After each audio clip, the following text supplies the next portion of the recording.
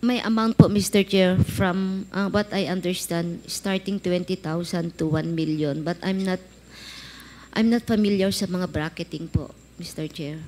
Mr. Chair, yung 20K, yun po yung mga street level or mga small time na natatag na involved sa drug trade. Mr. Chair, can I explain my answer, Mr. Chair, so that maintindihan po ni Congressman? Sige. In case din po na nagkaroon po ng operation and subsequently po nagkaroon po ng death on the part of the suspects po during a legitimate operation, meron din pong corresponding amount po na binibigay, Mr. Chair.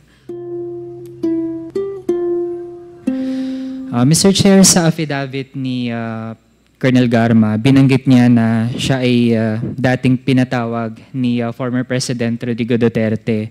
Nung pinatawag siya, ibinahagi ba yung plano na i-implement nationwide yung war on drugs? Tama po ba? Yes, Mr. Chair. Mr. Chair, nung mayor si former President Rodrigo Duterte sa Davao, implemented na doon ang war on drugs based sa kung paano natin siya ngayon napoperceive. Tama po ba? Yes, Mr. Chair. Okay, Mr. Chair, at least ngayon, buti po ay na-admit iyon ni Colonel Garma dahil nung nakaraang mga pagtanong po natin ay hindi pa agad din yon na napuput on record dito sa komite. At least po ngayon ay alam na po natin talaga once and for all. Mr. Chair, nung station commander si Colonel Garma, nung panahon ni former President Rodrigo Duterte as mayor, ibig sabihin po ba nun ay, given her role, isa po siya sa mga nag-implement ng war on drugs sa Davao. Tama po ba iyon, Mr. Chair?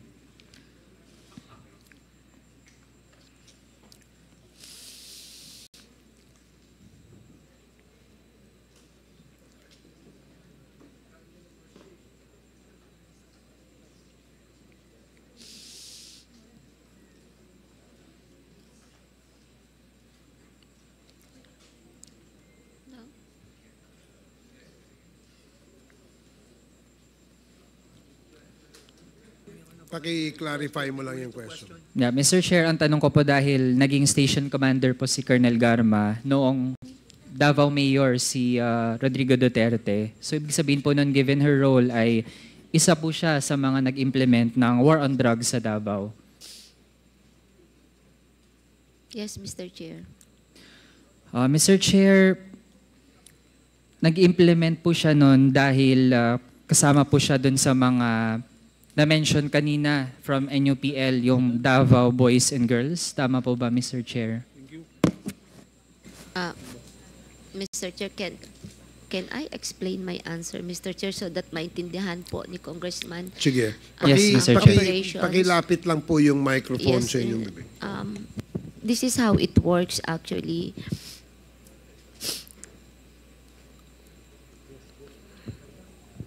Pag mag-conduct po ng police operation, kasi po ang police, if the operation po is successful and you file the case in court, you will submit a report sa City Hall monthly at nakalagay po doon na na-file po yung kaso, nakalagay din po yung IS number po, proof na na-file po yung kaso and the details of the case. And once isubmit mo to, yung operational expenses po ay nare-refund. That's 5,000 pesos per case po, per operation. Ngayon po, kung malaki po yung operation mo at kailangan mo ng operational fund, gagawa ka ng COPLAN, you will also request po sa City Hall for the funding of the operation plan.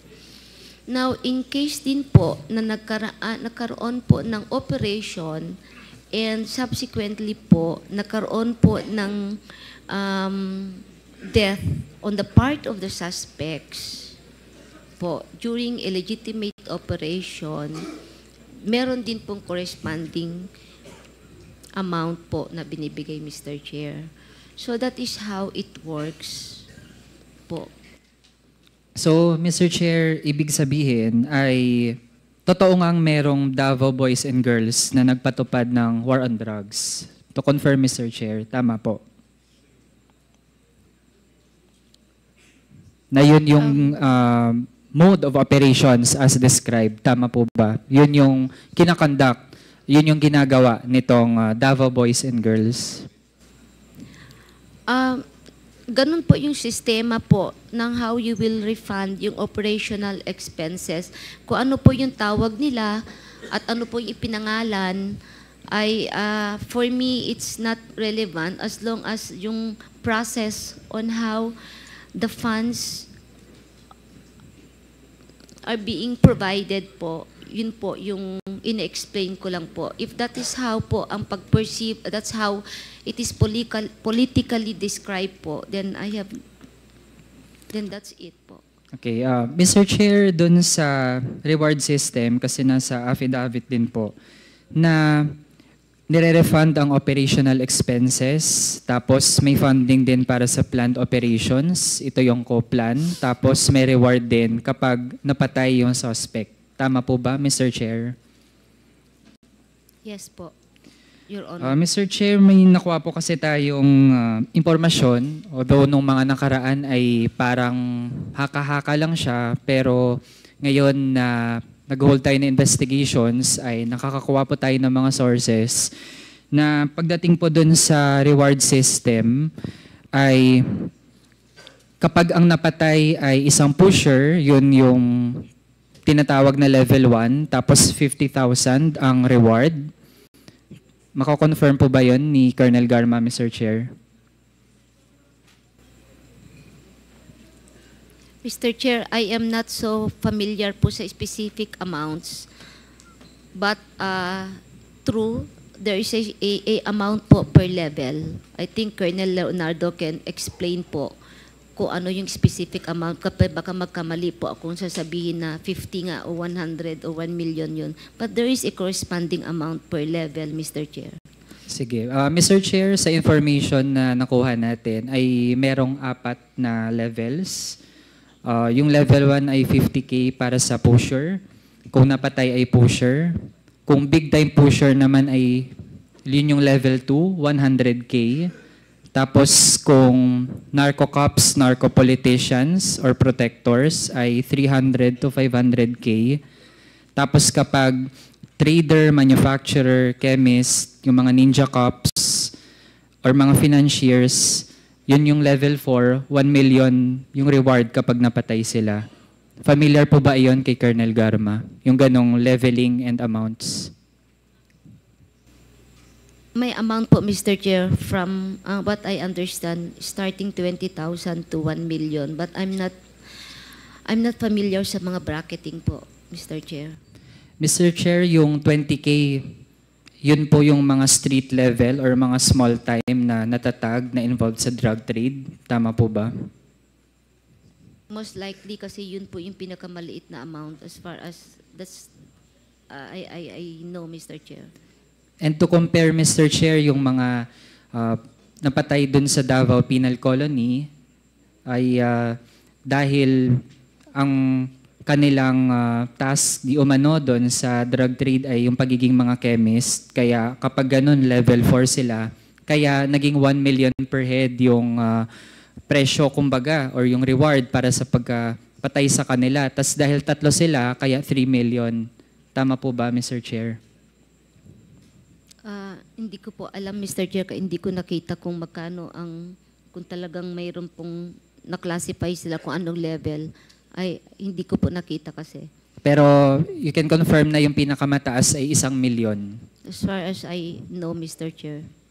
Kaya, Mr. Chair, dun sa pag-i-implement ng war on drugs on a national level, dun sa pakikipag-usap ni Colonel Garma kay former President Rodrigo Duterte, sinabi ba niya na meron siyang layunin na yung Davao model ay i-implement sa buong bansa? May ganun po ba, Mr. Chair?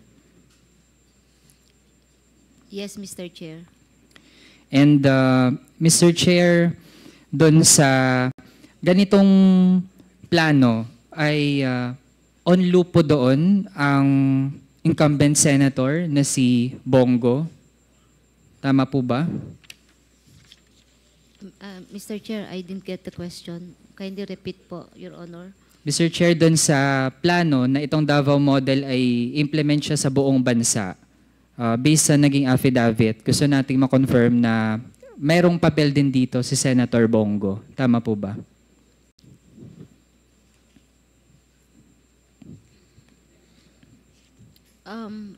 Sa aking understanding, it would appear, Mr. Chair, kasi po siya ang minimit ni Sir Leonardo. Mr. Chair, kapag may napatay na suspect doon sa drug trade, kanino unang nire-report yung mga instances na merong napatay?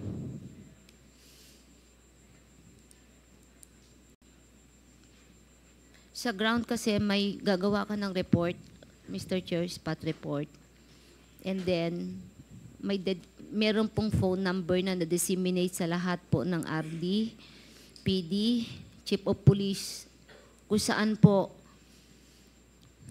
tinetext po yung result ng police operation. And these phone numbers are handled, hinahawakan po nung mga tao po ni Sir Leonardo. Mr. Chair, since naging bahagi po si Colonel Garma ng War on Drugs sa Davao, familiar po ba siya or alam po ba niya kung meron ding kompetisyon sa iba't ibang mga police stations sa number ng mga napatay? Lalo na't kung meron palang reward na napatay yung isang tao as compared to inaresto lang. So meron bang ganong tipo ng kompetisyon among police stations? Wala po, Mr. Chair, during our time.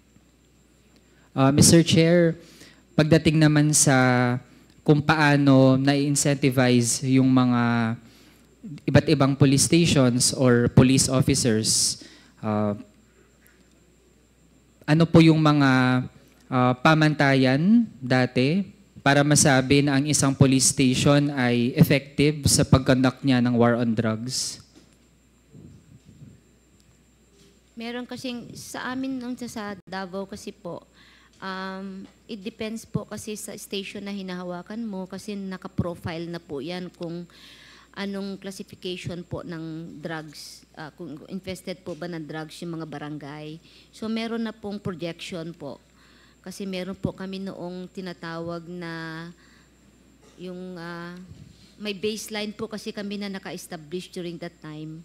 So projected po kung ilan ang possible arrest mo every month, Mr. Chair. But of course, dumarating din po yung point na wala ka na mahuli o sobrang baba. Depende kasi sa performance din ng patrol sa area as part of preventing po yung occurrence po ng illegal drug trade. So mamimili ka lang naman mag-ooperate ka o intensify mo ang police patrol para wala kang mahuli at hindi po matuloy mangyari ang bentahan po ng droga. You just choose between the two naman po. Kaya, Mr. Chair, yun yung tungkol sa reward system kapag may napatay na mga suspect. Kahit nga, we would like to underscore na mga suspect pa lang yun. Mr. Chair, pagdating dun sa funding ng mga planned operations, sino po ang nagfa-fund ng mga ganong operasyon, yung tinatawag na co-plan, batay dun sa affidavit? What I understand pong alam ko po, pag malalaking police operation, the case operation plan ay sinasubmit po kay Sir Leonardo for funding. And I think si Sir Leonardo po maka-explain kung saan po galing ang pondo, Mr. Chair. Mr. Chair, sa pagkakaalam ni Colonel Garma, meron bang mga private individuals or corporations na nagbibigay din ng, kumbaga, we can say, donation para sa ganitong mga planned operations? I'm not aware, Mr. Chair. Wala akong alam po. Mr. Chair, pare-pareho ba yung amount na binibigay para dun sa kada operation na kinoconduct? Hindi ko rin po alam, Mr. Chair, kaya hindi ako ang nag-evaluate ng mga COPLAN. Basta ang alam ko lang, sinasubmit po sa kanya and siya po ang magpapacilitate for the funding, Mr. Chair. Okay. And Mr. Chair, dun sa pangatlong tipo ng itong paggamit ng pera for these plans, yung refund for operational expenses, ano-ano pong mga tipo ng expenses ito? Kasi kung nire-refund siya, ibig sabihin, meron munang nag-aabono. Ganun po ba ang sistema sa pag-conduct ng mga operations? Nag-aabono muna yung mga involved na mga police, tapos saka sila manghihingi ng refund?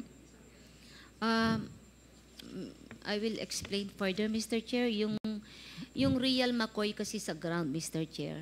The real talk po tayo sa ground. Talaga namang wala pong pondo talaga. Mag-aabono ka talaga. Pati bypass money, mag-aabono ang chief of police diyan para mamarkahin yan. Kung minsan nasusunog na itatakbo, wala na. Tapos wala kang mahuli, hindi mo talaga marerefund yung pera mo. So talagang abonado ang chief of police at saka mga operatiba. That is why in Davao, once successful po ang police operation na file mo ang kaso, may IS number po, proof that you filed the case, i-refund po ng 5,000 pesos yung mga expenses like photocopy, bypass money, payment for the agent, pagkain po ng suspect pag dinala mo po sa court, kasi maghihintay ka rin, tatagal ka rin sa korte. So those are the expenses which is very decent enough naman.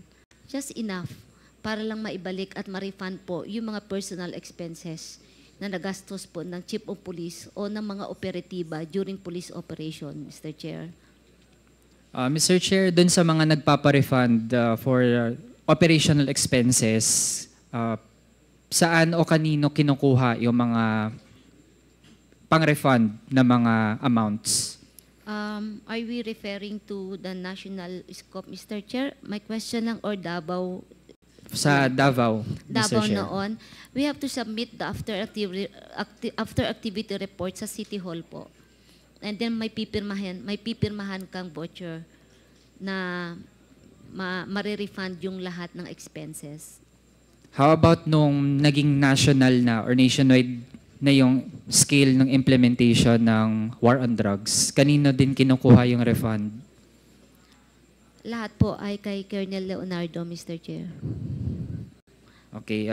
So far, Mr. Chair, mas yun muna yung aking mga tanong. Pero so far, based sa mga narinig natin hanggang ngayon, Mr. Chair, inaabsorb ko pa rin talaga dahil hindi usual na marinig natin na merong nagko-confirm na meron talagang reward system, yung mga amounts, ranging from yung small time pala na mga kahit inosente, 20K yung presyo para sa kanila, tapos yung mga big time, kumbaga, tig 1 milyon bawat ulo.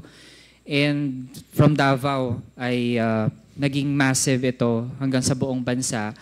Kaya naman pala ganado yung mga sangkot na mga pulis na kapag neutralization talaga ang layunin ay pumatay dahil pala ganun kalaki yung reward na kanila makukuha, Mr. Chair. So yun muna sa ngayon. Maraming salamat. Okay, salamat Congressman Manuel. Yes, Deputy Speaker Suarez. Just a little bit of clarification to the points raised by Congressman Manuel. Colonel Garma, you mentioned earlier na dati po kayong Chief of Police ng Cebu. Tama po yun? Yes. Yes, Your Honor, Yeah. Mr. Can you Chair. speak louder? Kasi, Yes, Your Honor, Mr. Chair. At kanina po nung ginaganap po yung hearing dito, nagdadatingan po yung mga biktima under your watch.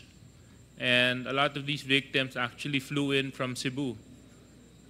Earlier today, with the interpellation of Congressman Manuel, you confirmed that there was a reward system with regards to the implementation of the drug war. Can you further explain how this reward system was implemented while you were the head cop of the city of Cebu? Mr. Chair, during my stint as the City Director of Cebu po, yung mga station commanders ay directly reporting to R2. So, pagka may mga incident po, kasi po, widespread yung phone number naman eh. Lahat po ng chief of police yan, makonfirm, mayroon silang number kung saan sila magte-text. So, Ulit lang po. Sorry, hindi ko narinig. widespread po yung number kung saan po sila magte-text.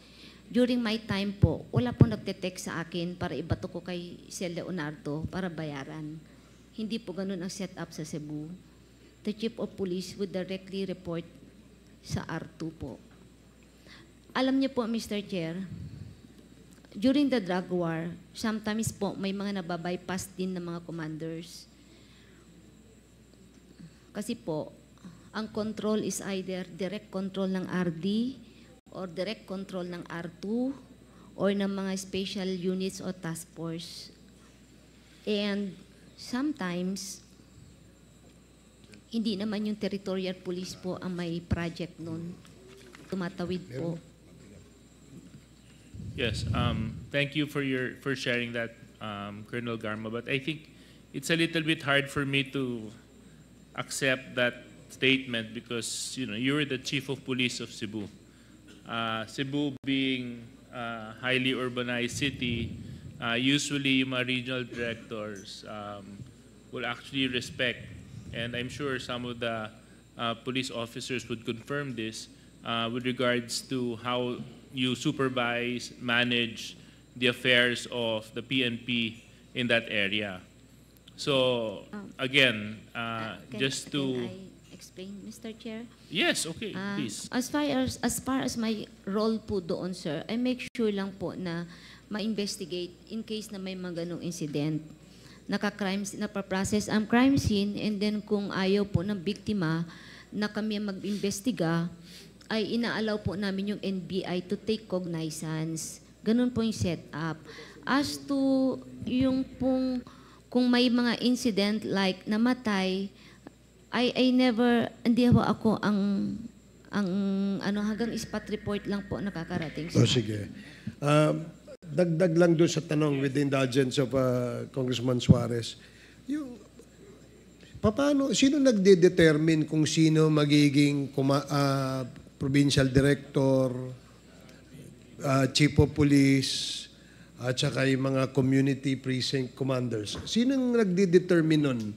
Dito, in the context of the drug war, halimbawa, example natin, si Colonel Patay. No, Colonel Patay, you were previously assigned sa Davao, tama? Davao del Norte po, Your Honor. Davao del Norte. Mr. Chair. And then, sinong nag-order na ilipat si Colonel Patay dito sa Quezon City? Would you know kung sino yan? Is that part of the system na merong isa na naglilista? Dito ilalagay si Colonel Patay, dito ilalagay si... Mr. Chair, kasi nagiging culture po kasi ng PNP po na pag ang RD ay malipat o ang PD, may dinadala pong opisyal. Okay? So, yung iba, pagdala mo yung opisyal, pwede mong ilagay kung saang pwesto na qualified naman po silang ilagay. Pero during that time po, meron din pong sitwasyon na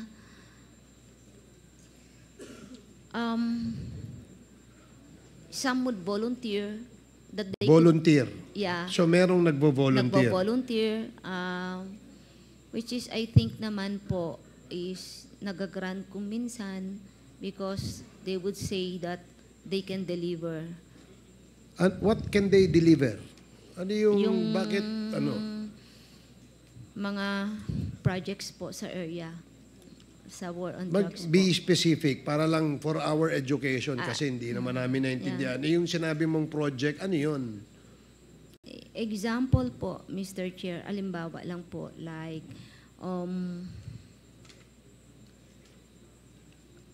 mag-regional chief ka, halimbawa po, ng isang unit sa IDG. In the case po of Sir Marcos po. Si Colonel Marcos. Yeah. I Okay. think Mayroong arrangement Colonel, yan. can you speak louder? Yes. May arrangement niya na he could deliver mga big fish in the area. So- Just to give him the opportunity to lead the unit, it's easier. Mga ganun po, yung iba naman po, nakakapagtrabaho, tama naman po yung trabaho, hindi naman po lahat po ay masasabi mong hindi tama po yung ginawa. Ano bang ibig sabihin nung makaka-deliver? Halimbawa, is Colonel Marcos still here, no? So, anong ibig sabihin nung makaka-deliver? It's a lingo po sa PNP during that time na if you use the word deliver, ay mahuhuli mo yung malaking big fish. Nasa Mahuhuli. level 1, level 2, at sigurado po, patay po. In the case of Colonel Marcos, siya ba'y nag-volunteer? Ang pagkakaalam ko po. Siya nag-volunteer. O, sige. Yes, sir.